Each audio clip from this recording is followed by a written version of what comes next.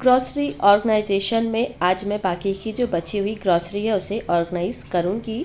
इसके पहले वाले वीडियो में मैंने स्पाइसेस और ब्रेकफास्ट के जो आइटम्स थे उन्हें ऑर्गेनाइज़ किया था। तो आज जो है बस जितनी भी दालें, राजमा, छोले, ये सारी चीज़ें हैं उन्हें ऑर्गेनाइज़ कर दूँगी। तो सबसे पहले मैंने राजमा और जो छोले हैं वाइट वाले, जिन्हें काबुली चना कहते हैं, उसे इन 2 कंटेनर्स में रख दिया है। और अब इसके बाद जो दालें हैं मेरे पास उनको मैं सारे कंटेनर्स में भर के रख दे रही हूँ। मेरे पास दाल रखने के लिए ये कुल 8 कंटेनर्स थे, जिनमें से 2 ख़राब हो गए हैं और इस समय 6 ही बचे हुए हैं। लेकिन इस बार मैंने केवल यही 4 दालें ही मंगाई हैं, साबुत मूंग, साबुत मसूर, धुली उड़द और चने की दाल। तो बस इन चारों कंटेनर्स में भरकर रख दे रही हूँ। 2 और दालें जैसे मसूर की दाल और साबुत उड़द की दाल नहीं मंगाई है, तो उसके दोनों कंटेनर्स खाली हैं। तो अभी दालें मैंने इन कंटेनर्स में भरकर रख दी हैं। और अभी तक मैंने जितने भी कंटेनर्स यूज़ किए हैं उन सब की जो कैपेसिटी है वो 1 केजी के आसपास की है। मतलब उसमें 1 केजी के करीब सामान आ जाता है, थोड़ा बहुत बच जाता है। जैसे अभी मैंने ये 2 पैकेट सूजी निकाली, तो ये हाफ केजी की 2 पैकेट सूजी थी। तो इसमें से केवल आधी कटोरी के करीब सूजी बच गई, जो इस कंटेनर में नहीं आ पाई। तो जो थोड़ा बहुत बच जाते हैं सामान, उनको फिर मैं अलग रख देती हूँ। और एक में मैंने सूजी इधर निकाल दी और इधर इसमें मैंने दलिया निकाला है। हालांकि दलिया अभी मुझे भूनना है, लेकिन अभी निकाल दे रही हूँ। तो अभी कैबिनेट में रखने से पहले इसे मैं भून लूँगी। और इधर लास्ट वाले इस डिब्बे में मैंने पोहा निकाल दिया है। और ये दाल की वड़ियाँ हैं, तो इन्हें मैंने थोड़ा सा धूप में रख दिया था। तो धूप दिखाने के बाद अब इन्हें भी कंटेनर्स में रख दे रही हूँ। ये दोनों अलग अलग वड़ियाँ हैं, एक उड़द दाल की है और एक मूंग दाल की है। अभी मैंने वड़ियों के नए पैकेट्स नहीं खोले हैं, पहले ये जो पुरानी वाली वड़ियाँ हैं ये ख़त्म हो जाएंगी। इसके बाद फिर इन कंटेनर्स में उन नए पैकेट्स को खोलकर डालूंगी। कंटेनर्स में पुरानी बची हुई ग्रॉसरी के साथ कभी भी नई ग्रॉसरी नहीं रखनी चाहिए, क्योंकि नई और पुरानी दोनों ग्रॉसरी को मिक्स करके रखने से ग्रॉसरी बहुत जल्दी ख़राब हो जाती है। इसलिए या तो आप वेट कर लें कंटेनर पूरी तरह से खाली हो जाए, या फिर थोड़ा बहुत अगर उसमें ग्रॉसरी बची हुई है तो उसे किसी छोटे कंटेनर में आप ट्रांसफ़र कर दें। और इसके बाद जो आपका मेन कंटेनर है उसको धुल के साफ़ कर लें और इसके बाद फिर इसमें नए ग्रॉसरी के सामान रखें। ऐसा करने से ग्रॉसरी जल्दी ख़राब नहीं होती है। और अब इस कंटेनर में मैं बेसन रख दे रही हूँ, तो बेसन को भी थोड़ा सा दबाकर रख रही हूँ ताकि कंटेनर में अच्छी तरह से आ जाए। और ठीक इसी तरह से जितने भी आटे होते हैं, गेहूँ, चना, जौ, मक्का, इन सबको कंटेनर में रखते समय दबाकर ही रखना चाहिए, क्योंकि आटे जो है ना ये थोड़े से भुरभुरे होते हैं। और अगर हमने इन्हें कंटेनर में ऐसे ही पलट दिया तो ये ज़्यादा स्पेस लेंगे और आटा पूरा कंटेनर में नहीं आएगा। इसलिए इस तरीके को अपनाकर आटे को हमेशा कंटेनर में रखना चाहिए। तो अभी सारी ग्रॉसरी मैंने कंटेनर्स में रख दी है। कुछ कंटेनर्स अभी खाली हैं, क्योंकि इनमें मुझे जो ग्रॉसरी रखनी है उन्हें पहले भूनना है, जैसे दलिया, सूजी, मूंगफली। तो अभी मैं सबसे पहले दलिया भून रही हूँ। इसे भूनने के लिए मैं घी या तेल का इस्तेमाल नहीं कर रही हूँ, इसे ड्राई ही रोस्ट कर रही हूँ। और मैं जितनी भी चीज़ें होती हैं ना, जैसे दलिया, मूंगफली, सूजी, इन सबको ड्राई रोस्ट करके ही रखती हूँ। क्योंकि घी या तेल में अगर हमने इसे भून कर रखा और अगर उसे हमने जल्दी यूज़ नहीं किया, कुछ दिन तक वो पड़ा रह गया, तो उसमें अजीब सी स्मेल आने लगती है। लेकिन इस तरह से ड्राई रोस्ट करके रखने पे ये हमेशा फ्रेश बने रहते हैं।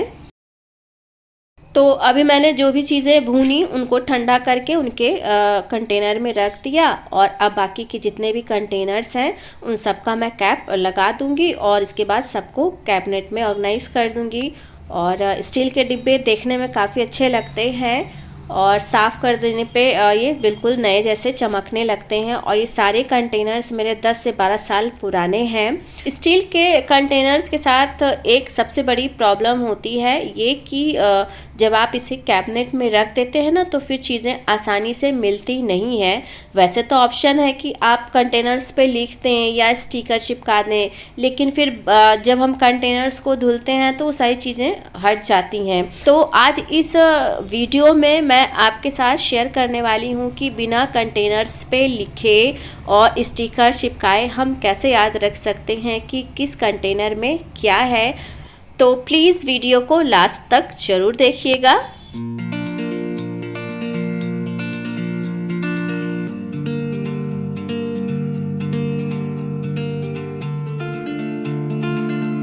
तो अभी सारे कंटेनर्स को मैंने कैबिनेट में रख दिया है और अब जितने भी बचे हुए सामान हैं जिनको मैंने अभी खाली किया है तो पैकेट्स में थोड़े थोड़े से बच गए हैं, तो उन सबको इस तरह से क्लिप लगा करके मैं इस छोटे से गोल वाले डिब्बे में रख दे रही हूँ। और इसमें जो भी सामान बचा हुआ है तो पहले मैं इसी में से निकाल कर यूज़ करूँगी और जो कंटेनर्स में रखे हुए हैं उनको बाद में यूज़ करूँगी। ऐसा इसलिए क्योंकि कभी कभी हम ना इस तरह से जो खुले हुए पैकेट्स हैं इनको रख कर खुद ही भूल जाते हैं, और जब भूल गए तो जब तक याद आएगा तब तक इसमें रखा हुआ सामान खराब हो जाता है। इसलिए खुले हुए पैकेट्स में जो बचे हुए सामान है मैं उनको पहले यूज़ कर लेती हूँ और इससे जो है वेस्टेज भी नहीं होती है। तो अभी इस ड्रॉर में मैंने जो बचा हुआ सामान है, जो सील्ड पैकेट है सॉरी, उनको रख दिया है। और इसके ऊपर वाली ड्रॉर में यहाँ पर मैंने जो इस डिब्बे में स्टील के रखा हुआ है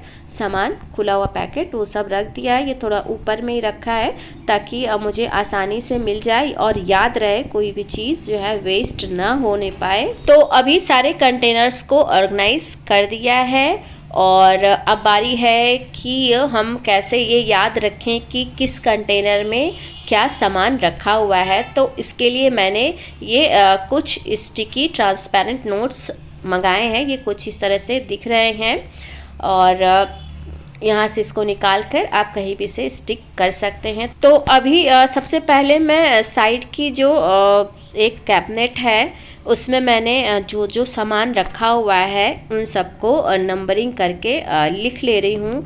अभी मैंने ये देखा नहीं कि कौन सा डिब्बा कहाँ रखा है, बस केवल जो सामान है उनकी लिस्टिंग यहाँ पर कर ले रही हूँ।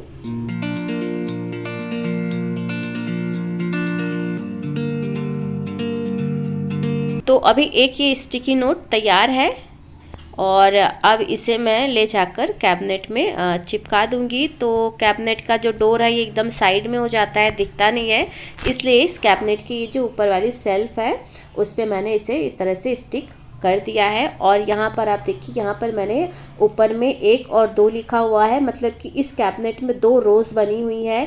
एक रो में 4 डिब्बे आते हैं, तो छोला, राजमा, उड़द दाल, चना दाल रख दिया है।